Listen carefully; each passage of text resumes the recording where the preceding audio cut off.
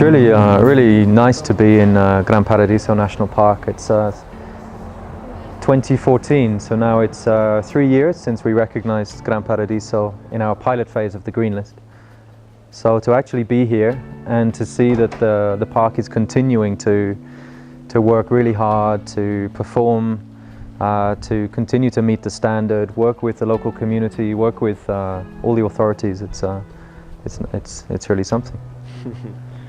Yeah, I agree, James. Even though my Italian is not good at all, but I speak some French, so I was able to understand some of the presentations. So it was really inspiring for us to hear from the different speakers about the science of the park, the community engagement of the park, the values of the park, and how those values are being protected and conserved. And it's really inspiring to be in the beauty of this place right now.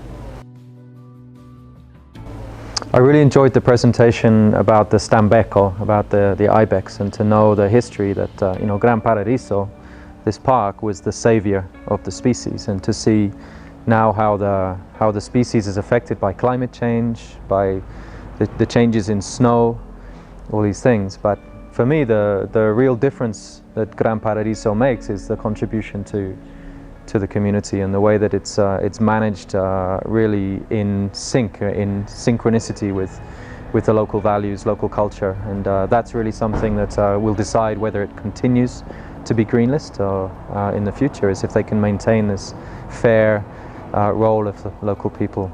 Yeah. So that was really interesting to hear this morning, don't you think? Absolutely, and I think for me also, there's the local community in and around the park, and there's also the larger Green List community that Gran Paradiso is a member of. And it's great to have such an inspiring park share its experiences and lessons and conservation actions with other parks around the world. And that's the spirit of the Green List community, is to share lessons and learn from each other. I'm really hoping that we can continue to collaborate with the Italian ministry that was represented today, and in groups like Federparchi, to work with us at IUCN to make sure that Gran Paradiso isn't just one example, but that it really continues to be a leader for other national parks, but other types of nature reserve in Italy and in Europe.